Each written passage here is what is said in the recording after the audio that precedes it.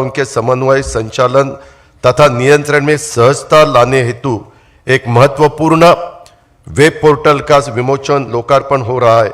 यह एक कदम है। ऐसे कई कदमों और निर्णय के माध्यम से महाराष्ट्र और देश में कार्यरत सहकारी संस्थाओं में उत्साह, सकारात्मक वातावरण निर्माण होगा। सहकार क्षेत्र की समस्याएं दूर होने में मदद होगी। देश का सहकार क्षेत्र अपने लक्ष्य के ओर नए विश्वास के साथ आगे बढ़ेगा।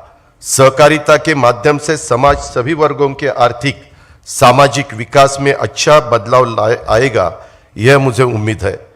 मुझे विश्वास है कि महाराष्ट्र और देश की सहकारिता क्षेत्र को आगे ले जाने में आज लोकार्पण हो रहे वेब पोर्टल अहम भूमिका अदा करेगा।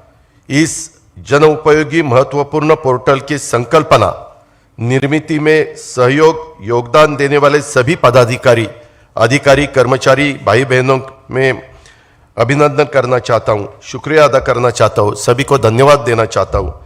केंद्रीय सहकार मंत्री माननीय अमित भाई जी के नेतृत्व में महाराष्ट्र और देश का सहकार क्षेत्र बुलंदियों की नई ऊंचाई हासिल करेगा और इस सफर में महाराष्ट्र आगे रहेगा, यह विश्वास भी मैं आदरणीय अमित भाई और उपस्थित आप सबको देना चाहता हूं।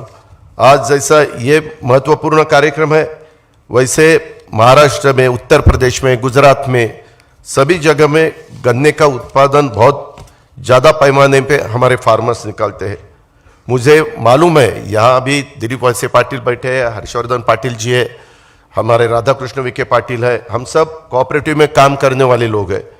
पूरे देश में सहकारिता के क्षेत्र जुड़ी हुई चीनी मिले किसानों को एसएमपी ऊपर ज़्यादा दिए हुए गन्ना भुगतान के कारण इनकम टैक्स के मामले में पिछले 22 सालों तक जूझती आ रही है। 22 साल हो गए।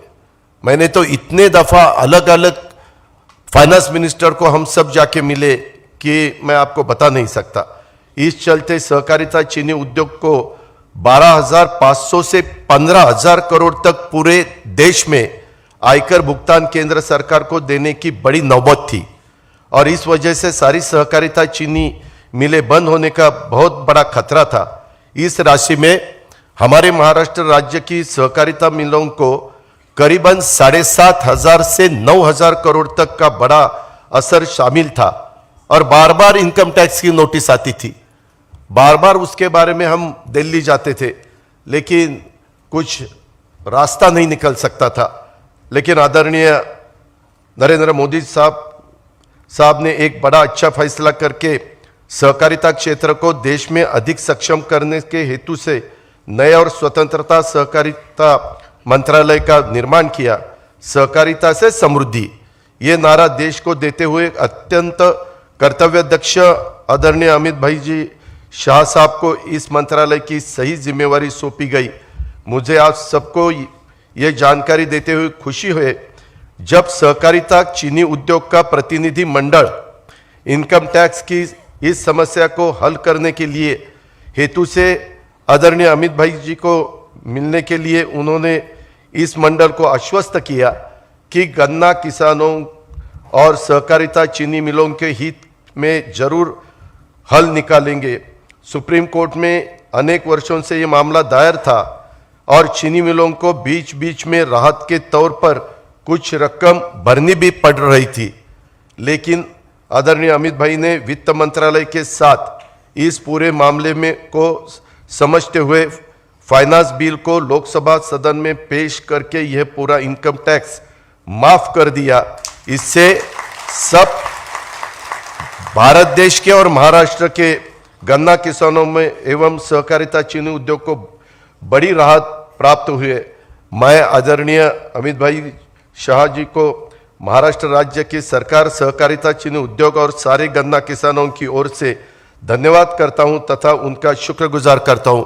मैं सच बताता हूं, 22 साल हम सब कोशिश कर रहे थे, किसी ने ये डेयरिंग नहीं दिखाया, ये खाली अमित भाई ने दिखाया और उन्होंने उसमें ध्यान दिया, इसीलिए रास्ता निकला, नहीं तो ये रास्ता निकलने वाला नहीं था। हालांकि इससे आगे जाके हालांकि मैं सीबीटी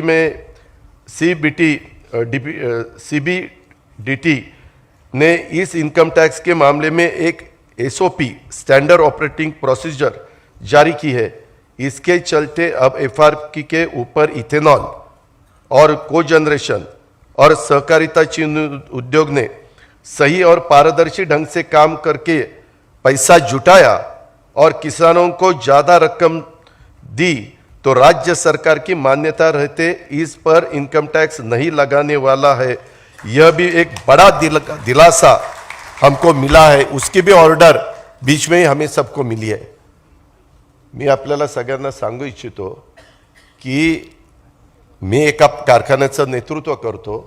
तिथं FRP मिळालेली आहे 2850 रुपये आणि आत्ता तिथं मी काल फायनल तिथला भाव बघितला 3350 रुपये भाव निघालेला आहे। आता मी कमिशनरकडे जाणार, कमिशनरला सांगणार की FRP पेक्षा 500 रुपये टनाला त्या शेतकऱ्यांना जास्त मिळत आहेत। ह्याला इन्कम टॅक्स बसला असता, परंतु फक्त आणि फक्त केंद्रीय मंत्री आदरणीय अमित भाईंनी हा निर्णय घेतल्यामुळं महाराष्ट्रातल्या किसानांना, देशातल्या किसानांना मदत झालेली आहे। जे चांगलं आहे ते चांगलंच आहे। मी आपल्याला सगळ्यांना सांगू इच्छितो की काही लोकांना कधी कधी प्रश्न पडतो अजित पवारांनी असा का निर्णय घेतला। हे करण्याचं धाडस फक्त नरेंद्र मोदी साहेबांच्यात आणि अमित शहांच्या मध्ये आहे। तेच तुमच्या माझ्या देशाला नेतृत्व देऊ शकतात। आज स्वतः प्राईम मिनिस्टरांनी आपल्या देशातल्या जवळपास 25,000 कोटीचं 2025 पर्यंत 508 रेल्वे स्टेशन उत्तम करण्याचा निर्णय घेतला आणि पहिल्या टप्प्यामध्ये 13,539 करोड रुपये 23-24च्या बजेटमध्ये ॲलोकेशन केलंय। त्याच्यात 126 संपूर्ण देशातली रेल्वे स्टेशन आहेत आणि एकट्या महाराष्ट्रातले 44 रेल्वे स्टेशन त्याच्यामध्ये, आणि त्यामध्ये आपला आकुर्डी आहे, त्याच्यामध्ये आपलं दौंड आहे म्हणजे पुणे जिल्ह्यातलं, आणि माझ्या माहितीप्रमाणे वडगाव मावळ आहे आणि महाराष्ट्रातले इतर आहेत। ह्याच्या आधीच्या काळामध्ये अशा प्रकारचं धाडस कोणी दाखवलं नव्हतं।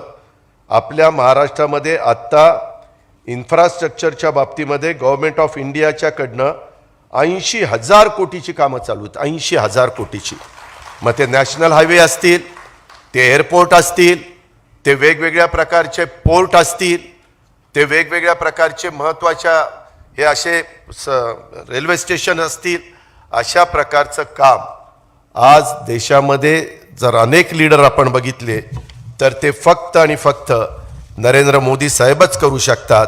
आणि त्यामुळे माझ्यासारख्या कार्यकर्त्याला वाटलं की अशा नेत्याच्या पाठीशीच आपण उभं राहिलं पाहिजे आणि त्याच्यातून तुमच्या माझ्या शाहू फुले आंबेडकरांच्या महाराष्ट्राचा, छत्रपती शिवाजी महाराजांच्या महाराष्ट्राचा, देशाचा तर विकास ते करतायतच। कधी सुट्टी नाही, काही नाही, दिवाळी नाही, दिवाळीला नरेंद्र मोदी साहेब तिकडं बॉर्डरवर जाऊन जवानांना भेटतात।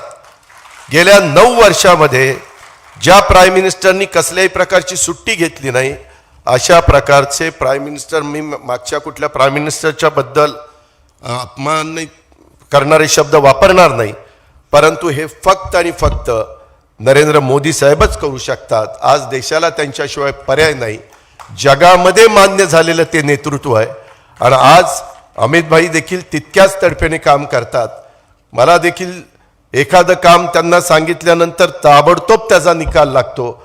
आज देखील मी मुख्यमंत्री आणि देवेंद्र फडणवीस साहेब 1 तास त्यांच्याशी चर्चा करत होतो। आम्ही मेट्रोच्या बद्दलचं काम त्यांच्या कानावर घातलं। आम्ही त्याच्याचबरोबर त्या ठिकाणी अपना Pune Nashik semi high speed rail line के बारे में उनके साथ हमने बात की। उन्होंने बताया उसके बारे में ठीक से निवेदन मेरे पास भेज देना। ये दोनों भी काम मैं महाराष्ट्र के लिए करने के लिए तैयार हूँ। ऐसा पॉजिटिव अप्रोच उनका रहता है, इसीलिए हम बहुत खुश है। मैं फिर एक दफ़ा आप सबको और अमित भाई जी को और सभी साथियों को धन्यवाद अदा करता हूँ और मेरे वीरों को शब्दों को विराम देता हूँ। जय हिंद, जय Maharashtra. Like, subscribe, Click on the bell.